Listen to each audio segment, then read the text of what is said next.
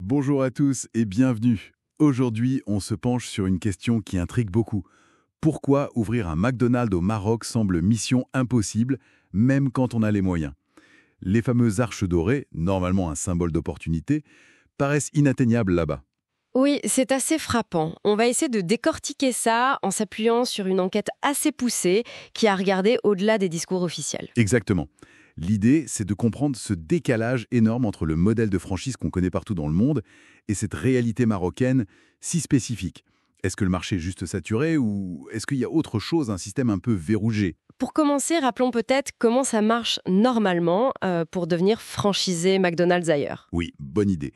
Parce que c'est déjà pas simple, hein. C'est un processus hyper sélectif, non? Tout à fait. Très sélectif et surtout très coûteux. On parle d'un investissement initial autour de 750 000 euros. C'est énorme. Ah oui, quand même.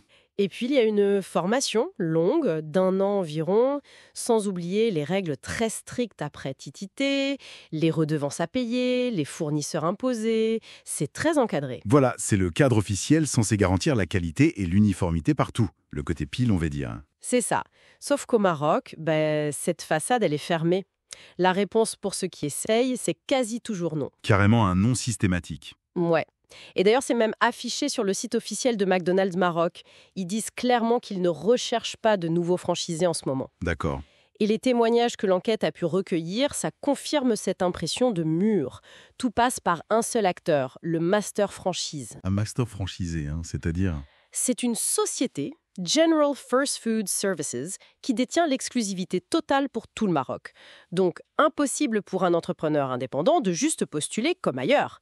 Il faut passer par eux, et apparemment, ils ne sont pas ouverts. Une exclusivité totale, c'est intéressant ça. Et comment ce monopole s'est mis en place? L'enquête retrace un peu l'historique? Oui, elle remonte un peu le temps. Au départ, dans les années 90, il y avait 2 familles franchisées distinctes. Les Belgaranti, qui ont commencé très tôt, dès 1992, et puis les Alami, à partir de 1997. D'accord, donc au début, c'était pas un monopole. Non, pas au tout début. Mais assez rapidement, Nasser Alami, via une de ses sociétés, SRI, a racheté les parts de la famille Belgaranti. Ah d'accord, une consolidation. Exactement. Et ça a mené à ce contrôle unique sous l'entité qu'on connaît aujourd'hui, General First Food Services, qui est d'ailleurs gérée par Driss El Alami, donc ça reste dans la famille. Je vois.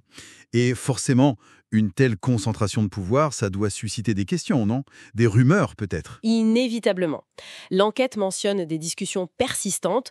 Bon, il faut rester prudent, ce sont des échos, des choses non vérifiées officiellement, Bien sûr. mais qui parlent de liens possibles très haut placés. Certaines de ces conversations évoqueraient même la famille royale. Ah oui, dans quel contexte? Peut-être dans une logique d'intégration verticale, c'est-à-dire lier la restauration rapide à d'autres secteurs comme l'agriculture, la distribution, voire même la banque. Contrôler un peu toute la chaîne. Mais encore une fois, l'enquête présente ça comme des rumeurs, des on-dit. D'accord, prudence donc sur ce point. Mais au-delà de ces échos, est-ce qu'il y a des faits plus tangibles, des preuves de cette position, disons, privilégiée? Oui, et c'est peut-être là que c'est le plus visible. L'enquête pointe notamment le choix des emplacements des restaurants. C'est assez frappant. C'est-à-dire? Où est-ce qu'on les trouve? Eh bien, systématiquement aux endroits les plus stratégiques. Prenez les nouvelles gares TGV, Casa Voyageurs, Rabat Agdal. McDo y est, suite à un partenariat signé dès 2008 avec l'ONCF, l'Office des chemins de fer. On les retrouve aussi dans les centres commerciaux les plus luxueux, le Morocco Mall à Casa, Anfa Place, sur la corniche de Casablanca. C'est un accès à un immobilier de premier choix, souvent lié à des grands projets publics. Un accès qui semble difficile à obtenir pour un entrepreneur lambda, j'imagine. C'est ce que l'enquête suggère, oui. Cet accès privilégié au foncier stratégique est un élément clé. Et ce qui est intéressant, c'est de comparer avec d'autres grandes chaînes, non? Burger King, par exemple. Exactement, c'est une comparaison très révélatrice que fait l'enquête. Burger King aussi opère au Maroc via un master franchisé. C'est le groupe Olayan d'ailleurs, aussi via GFS, la même structure locale ou une structure liée. Ah, d'accord. Mais leur stratégie est complètement différente. Eux, ils mènent une politique d'expansion très agressive, ils communiquent ouvertement dessus, ils visent 100 restaurants d'ici 2030, ils cherchent activement à se développer. Attendez, ça veut dire que le modèle de master franchise en soi, ça n'oblige pas à verrouiller le marché. Burger King le prouve. Absolument. C'est ça qui est crucial. Ça montre bien que le choix de McDonald's Maroc, de ne pas s'étendre, de ne pas ouvrir à d'autres franchisés, c'est une stratégie délibérée de l'opérateur actuel. C'est un choix, pas une contrainte du modèle. Voilà.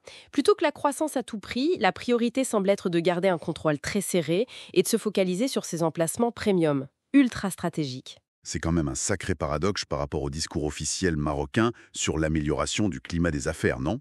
Le pays met en avant ses réformes, son attractivité. Oui, il y a ce discours d'ouverture et d'ailleurs le Maroc a de bons classements dans certains indicateurs, comme le rapport Business Ready de la Banque mondiale. Mais en parallèle, il y a une perception de la corruption qui reste très forte. D'ailleurs, le pays a reculé dans le dernier classement de Transparency International. Ah oui? Et la Banque mondiale elle-même, tout en notant des progrès, pointe la corruption comme le deuxième obstacle majeur pour les entreprises au Maroc. L'enquête cite un promoteur immobilier anonyme qui parle de murs invisibles pour entrer dans les secteurs les plus lucratifs. Une économie à deux vitesses, en quelque sorte? C'est un peu l'image qui ressort, oui. Et ce cas McDonald's, finalement, il illustre assez bien ce paradoxe. Comment ça? Il met en lumière un système fermé, un monopole qui s'est consolidé au fil du temps, un accès qui semble privilégié à des ressources clés comme le foncier stratégique, et l'utilisation du contrat de master franchise, non pas comme un outil de développement, mais plutôt comme un moyen de contrôle, voire de blocage. C'est bien plus qu'une histoire de burger, en fait. Exactement. C'est un peu un symbole des tensions et des paradoxes du modèle économique marocain actuel. Et ça nous amène à une question de fond pour l'avenir, finalement. Comment le Maroc peut-il concilier cette volonté affichée d'ouverture, de modernisation économique, avec la persistance de ces zones qui semblent réservées, presque impénétrables, dans certains secteurs clés? C'est toute la question, oui. Est-ce que le pays peut vraiment construire une économie ouverte et concurrentielle pour tous? Ou est-ce que les secteurs les plus profitables resteront une sorte de chasse gardée pour une élite connectée? Une forteresse